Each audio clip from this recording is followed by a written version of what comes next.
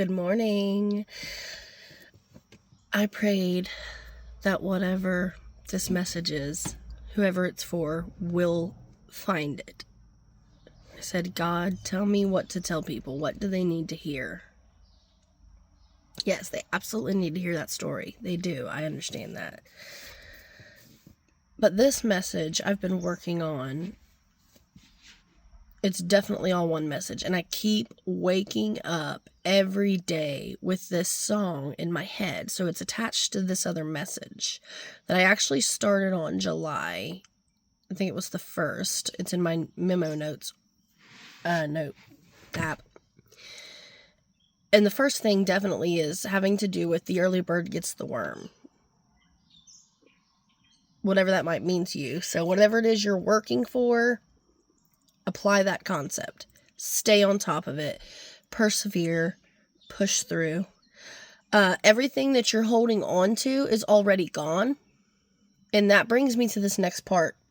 So, and I for me personally, what I know, thank you, yeah, from just my own, keep the faith. So, this song I'm going to tell you about, you may want to Google the lyrics, but the reason now is that I feel like it's all coming full circle. Because, yeah, everything that you, and by everything, I don't just mean tangible physical things. It definitely comes down more to your own inside temple, you know, your house. There's your house, the home physically that you build and live in or whatever. Then there's your actual first house. Because your soul is inside this house, this meat sack. Humana carne de carne sack or something like that. However you say it. I like how it's said that way.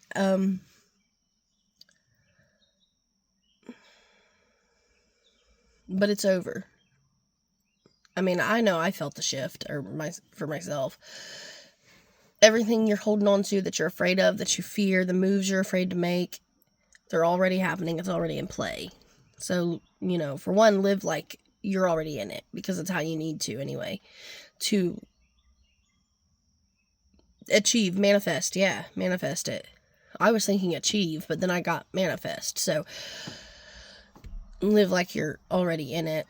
Early bird gets the worm. And there was something about timing and like, maybe green is significant. That was weird. Or, superheroes, the Hawk. It was the Hawk and, Frankenstein, aka Frankenstein's monster.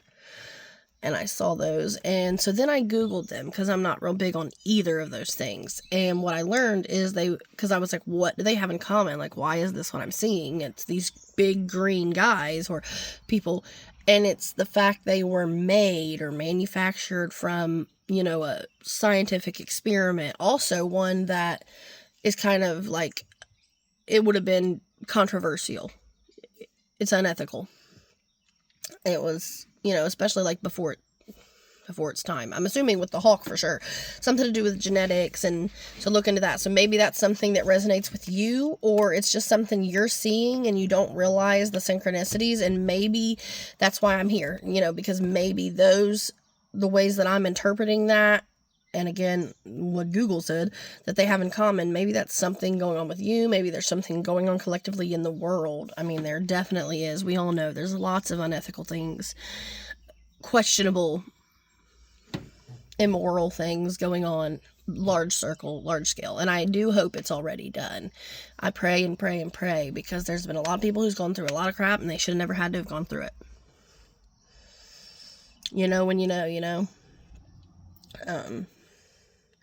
The song that I keep coming up with, that it's bringing me back to right now, is Early One Morning.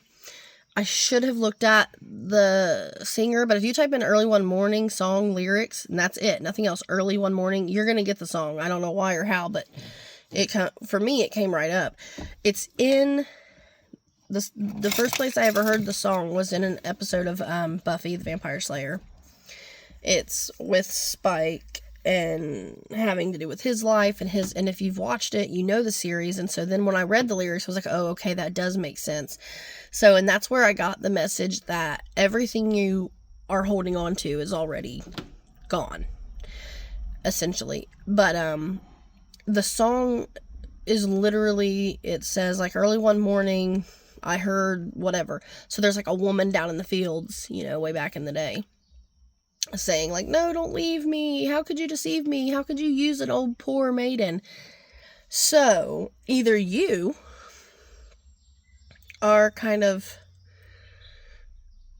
and we've all done it, it's okay, but maybe you've deceived someone, or someone has deceived you, and that's you saying like, oh no, don't leave me. No, all those things that need to leave, even if it hurts, even if it's difficult, even when it's a tower moment, they have to leave you.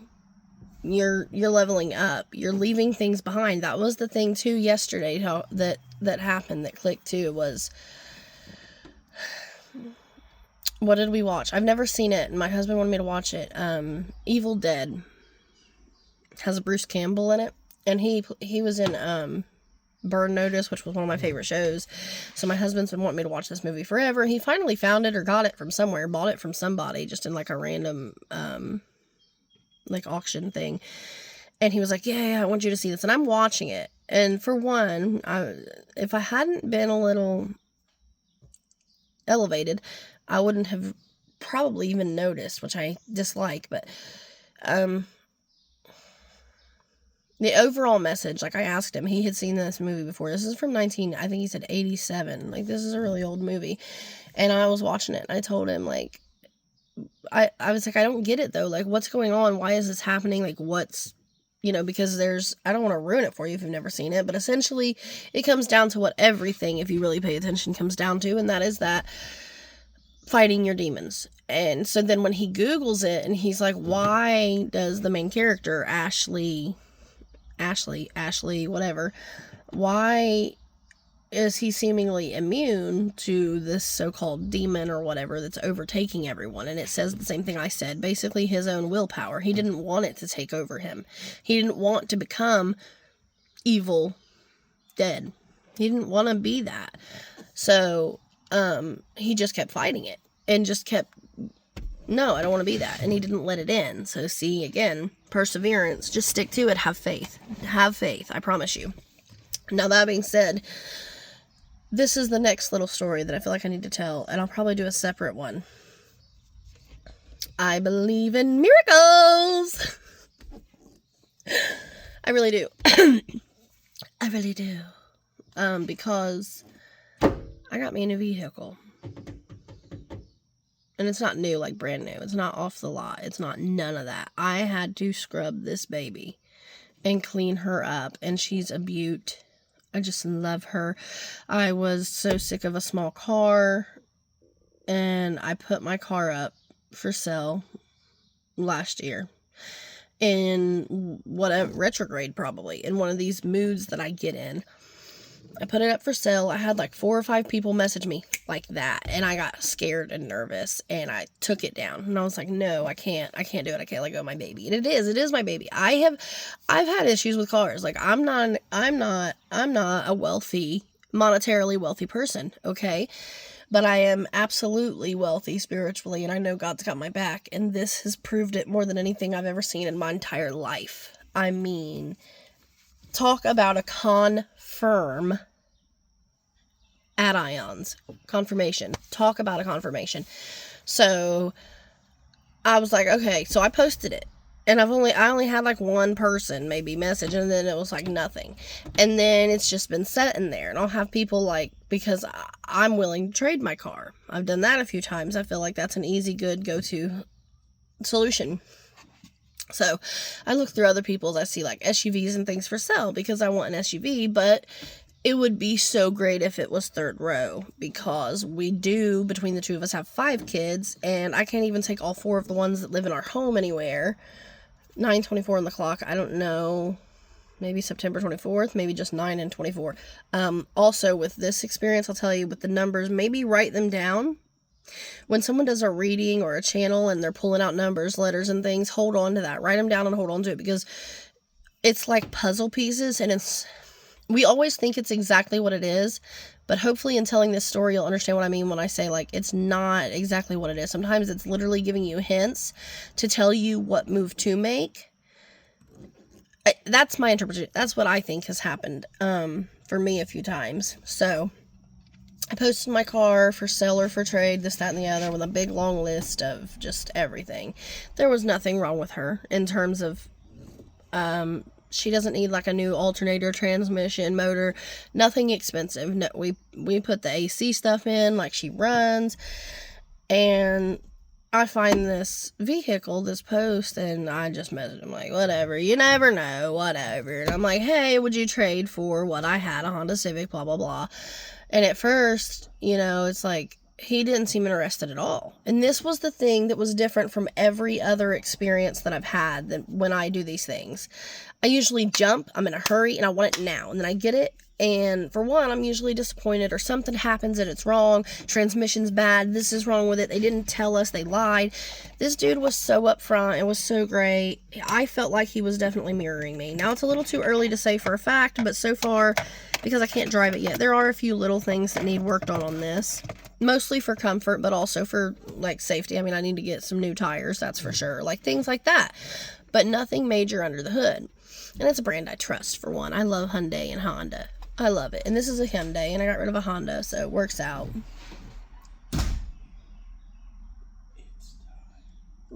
Okay, I'll be there in a minute.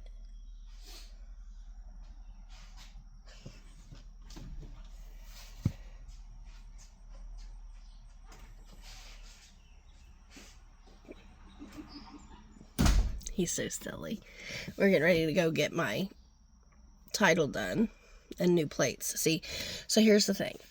So this took like more than a week, but from the time that I met him and we saw this vehicle, he said he is a diesel mechanic for like somewhere.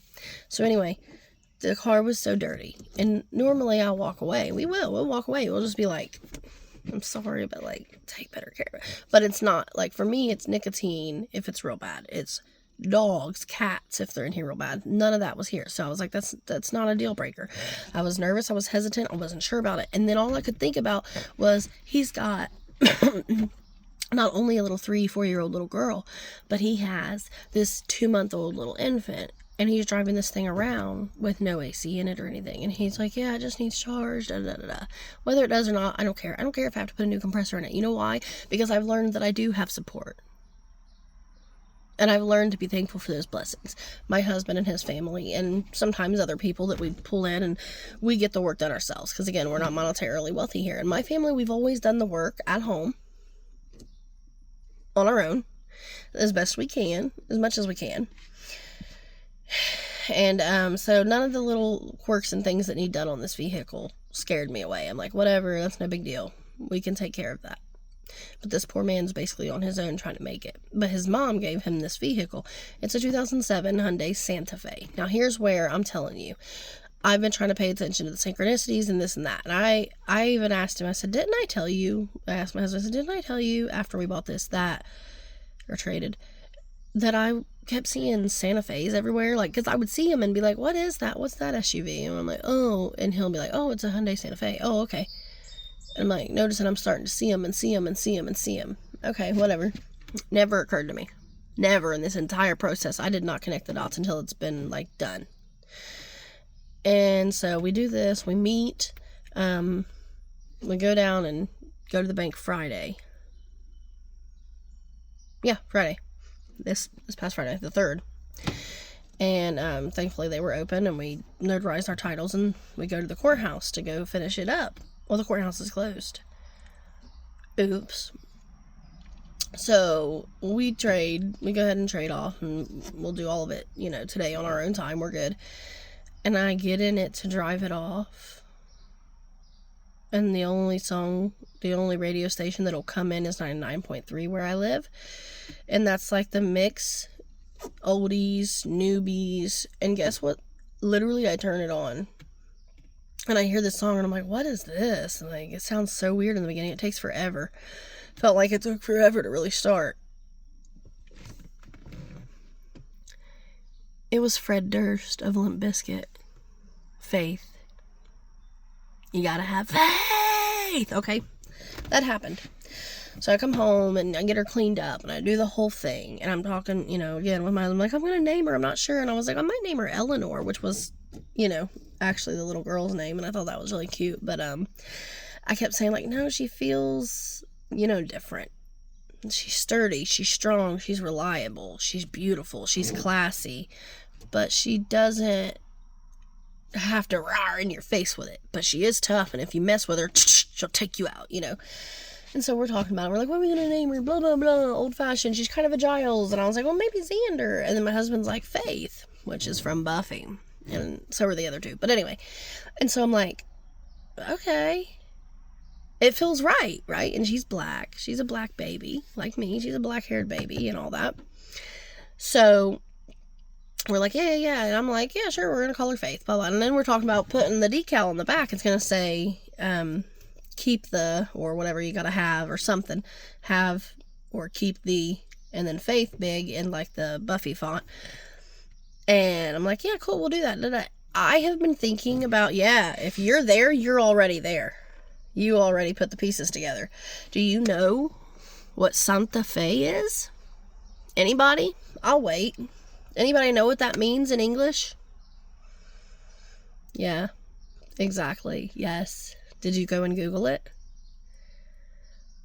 Yeah. It's Holy Faith.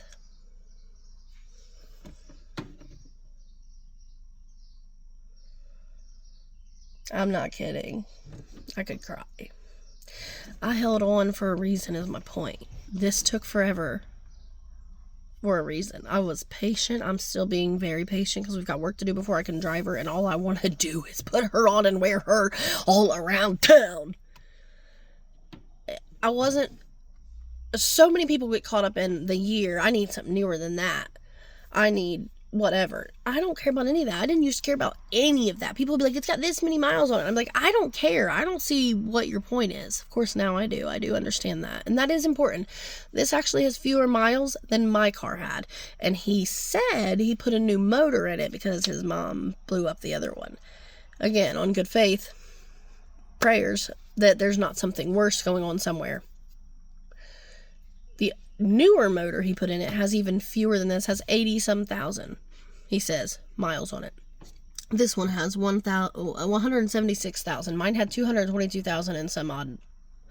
Now, the reason I said that about the numbers is I sat and thought about it, and I thought, what if, in some of the videos I've watched, like Andy at 13 Moon Tarot and all that, when they bring up numbers, what if it was like the mileage?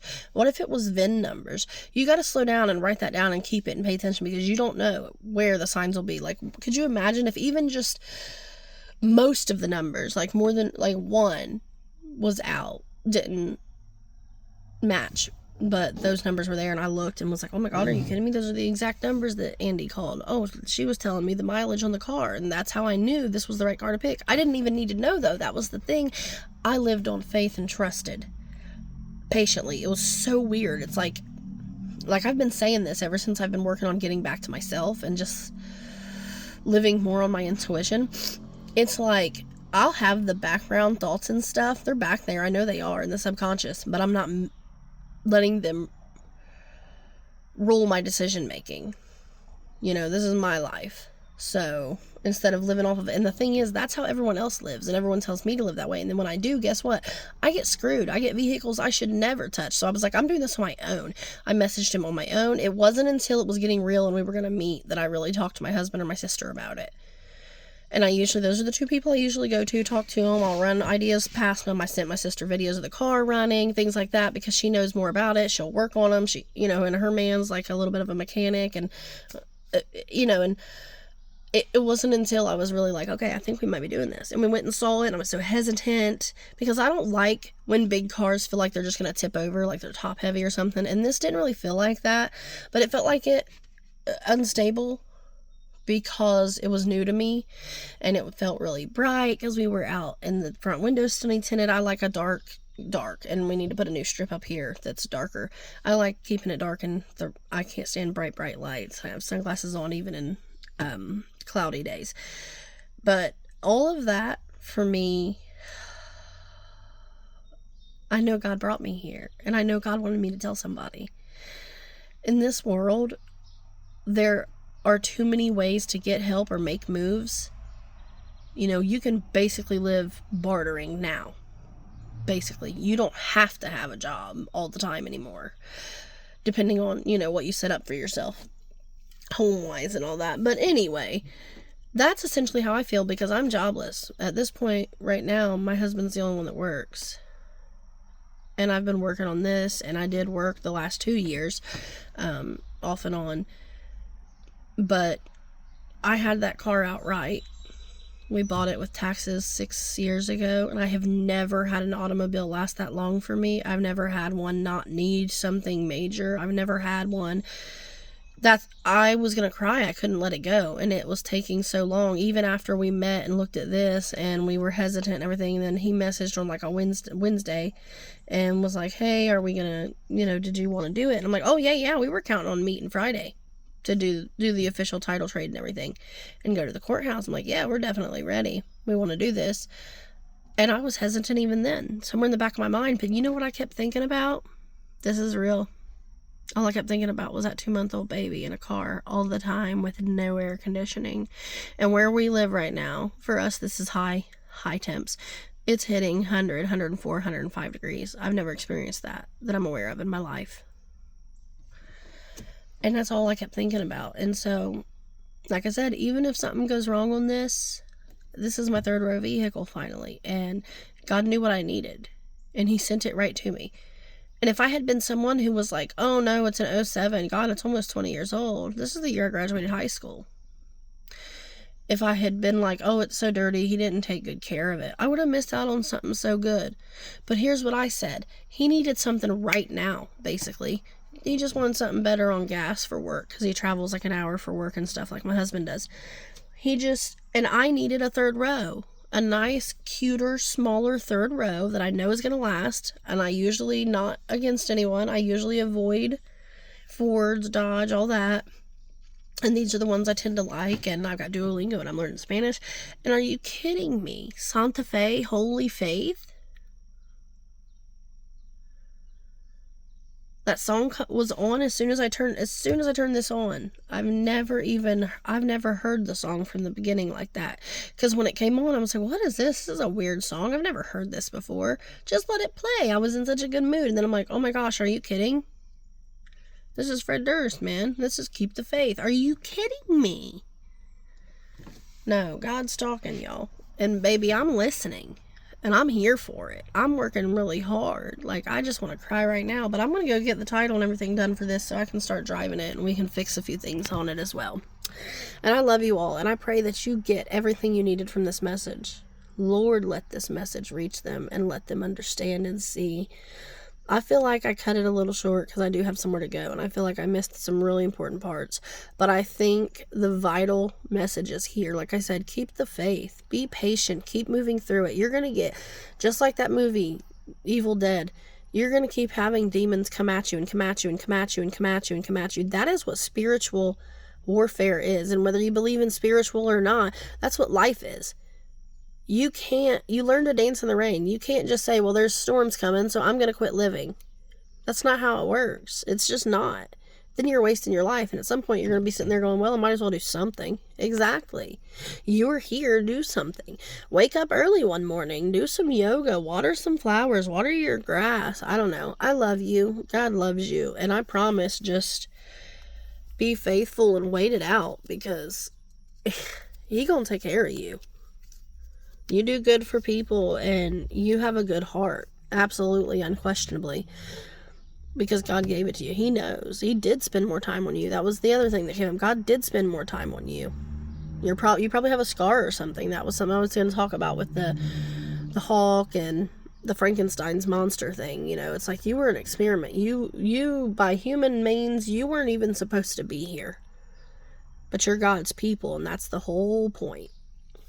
I love you, and you are loved, and love yourself, and you are I, and I are you, and He is us, and we are all. Santa Fe!